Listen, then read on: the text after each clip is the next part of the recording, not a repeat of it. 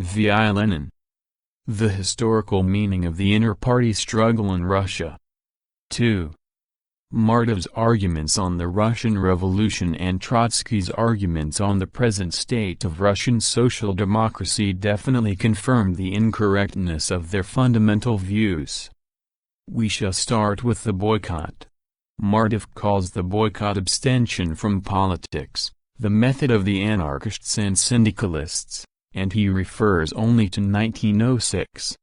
Trotsky says that the boycottist tendency runs through the whole history of Bolshevism, boycott of the trade unions, of the State Duma, of local self-government bodies, etc., that it is the result of sectarian fear of being swamped by the masses, the radicalism of irreconcilable abstention, etc. As regards boycotting the trade unions and the local self-government bodies, what Trotsky says is absolutely untrue. It is equally untrue to say that boycottism runs through the whole history of Bolshevism. Bolshevism as a tendency took definite shape in the spring and summer of 1905, before the question of the boycott first came up. In August 1906, in the official organ of the faction, Bolshevism declared that the historical conditions which made the boycott necessary had passed. See present edition, Volume 11, pages 141–49. Trotsky distorts Bolshevism, because he has never been able to form any definite views on the role of the proletariat in the Russian bourgeois revolution. But far worse is the distortion of the history of this revolution. If we are to speak of the boycott, we must start from the beginning, not from the end. The first, and only, victory in the revolution was wrested by the mass movement, which proceeded under the slogan of the boycott. It is only to the advantage of the liberals to forget this. The law of August 6, New Style 1905 created the Bolsheviks Duma as a consultative body. The liberals, even the most radical of them, decided to participate in this Duma.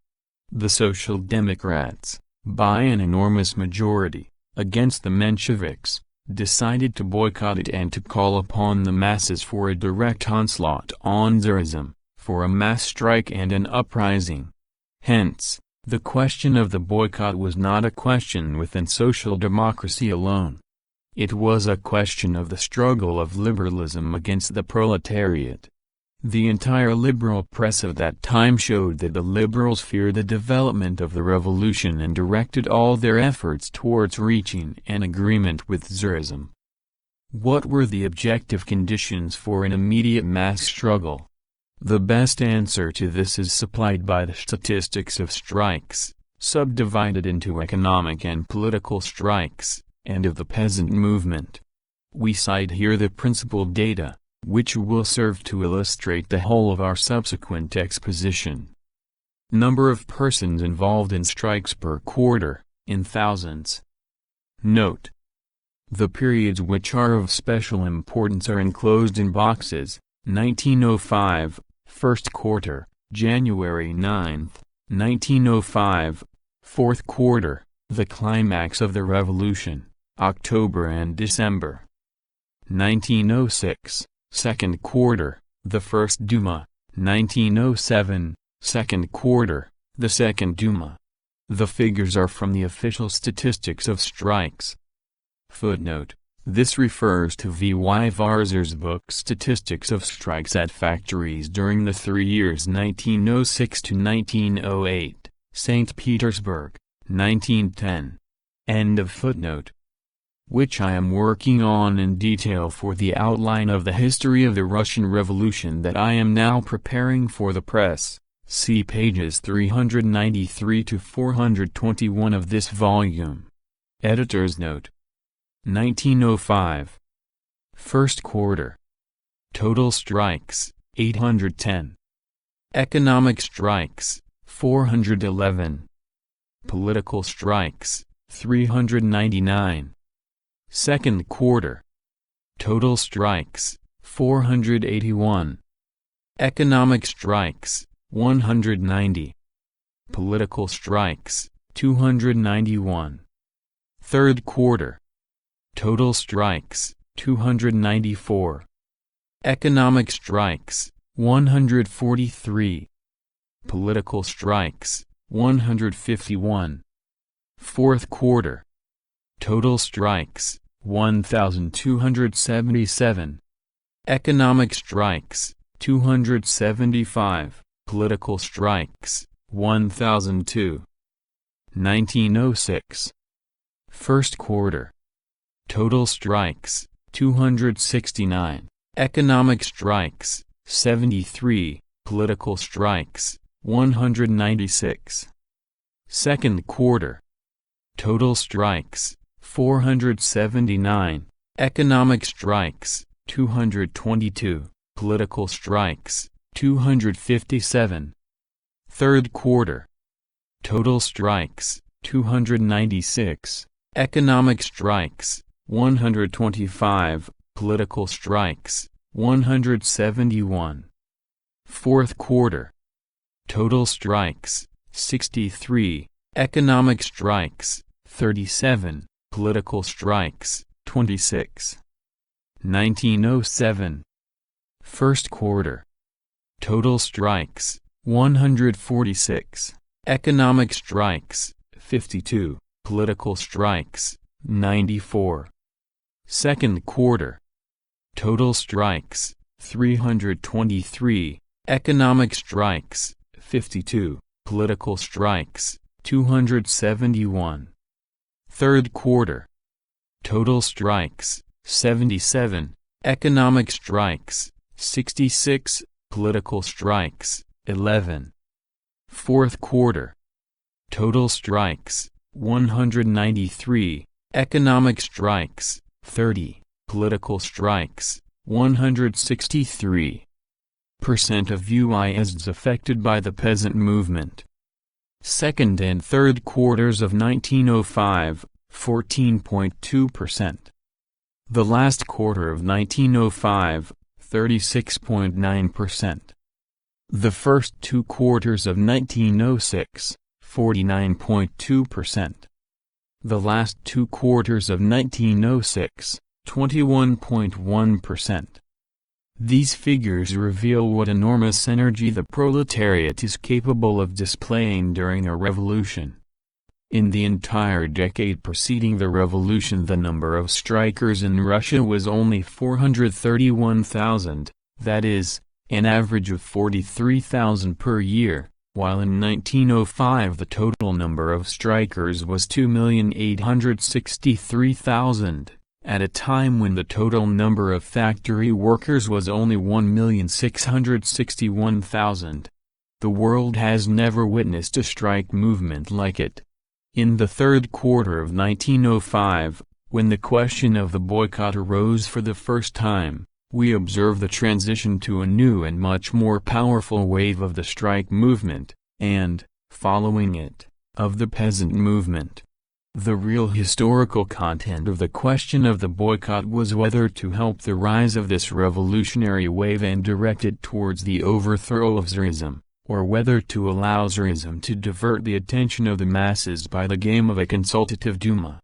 It is therefore easy to see how much triviality and liberal-like obtuseness there is in the efforts to link the boycott in the history of the Russian Revolution with abstention from politics, sectarianism, etc. Under the slogan of the boycott adopted against the liberals, a movement arose which brought about an increase in the number of political strikers from 151,000 during the third quarter of 1905 to 1 million during the fourth quarter of 1905. Martov declares that the chief cause of the success of the strikes in 1905 was the growing current of opposition in wide bourgeois circles. The influence of these wide sections of the bourgeoisie extended so far that they, on the one hand, directly instigated the workers to political strikes, and, on the other, urged the employers to pay the wages of the workers during a strike. Martov's italics. We shall contrast this honeyed praise of the influence of the bourgeoisie with dry statistics. In 1905 strikes much more frequently ended in favor of the workers than in 1907. Here are the figures for that year. 1,438,610 strikers presented economic demands, 369,304 workers won their fight, 671,590 ended it with a compromise and 397,716 lost. Such in fact, and not according to liberal fables, was the influence of the bourgeoisie. Martov distorts the actual attitude of the proletariat towards the bourgeoisie in a truly liberal fashion.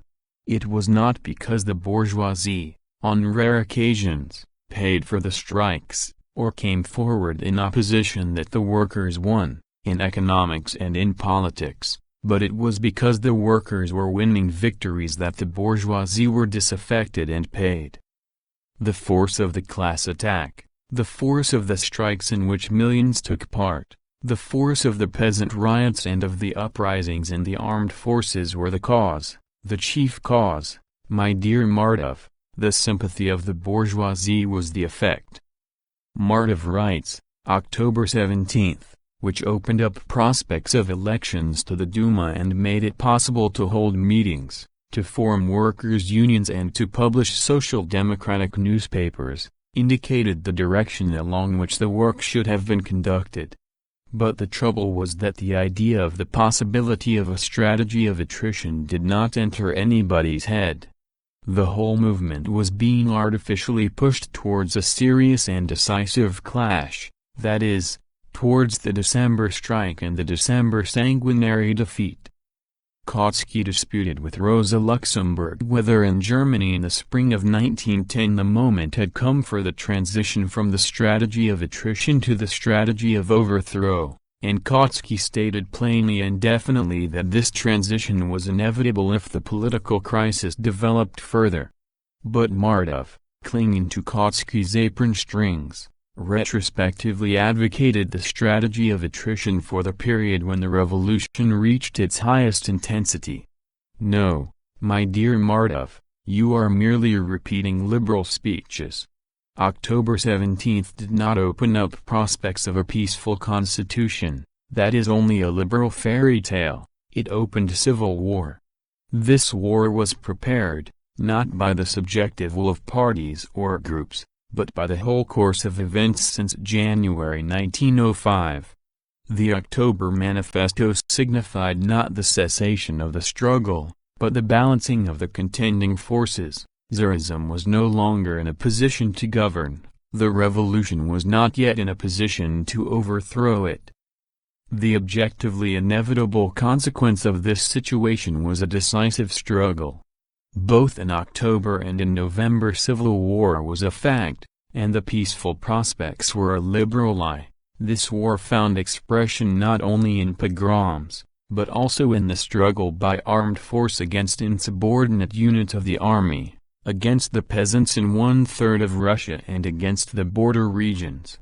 Those who under such circumstances regard the December armed uprising and mass strike as artificial can only artificially be classed as social democrats. The natural party for such people is the Liberal Party. In 1848 and in 1871 Marx said that there are moments in a revolution when surrendering to the enemy without a struggle has a more demoralizing effect on the masses than defeat in a fight. Footnote: see Marx and Engels, Revolution and Counter-Revolution in Germany. See also Marx's letter to Ludwig Kugelmann of April 17, 1871, Marx and Engels, Selected Correspondence, Moscow, 1955, pages 319–20. End of footnote. December 1905 was not only such a moment in the history of the Russian Revolution, it was the natural and inevitable culmination of the mass encounters and battles which had been growing in intensity in all parts of the country during the preceding 12 months. Even dry statistics bear witness to this fact. The number of persons who took part in purely political strikes, that is, in which no economic demands were presented, was, in January 1905, 123,000, in October, 328,000, in December, 872,000.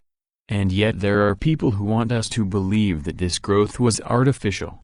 We are treated to a fairy tale to the effect that such a growth of the mass political struggle, in addition to the mutinies in the armed forces, is possible without its inevitable development into an armed uprising. No, this is not a history of the revolution, it is a liberal libel on the revolution. End of Part 2.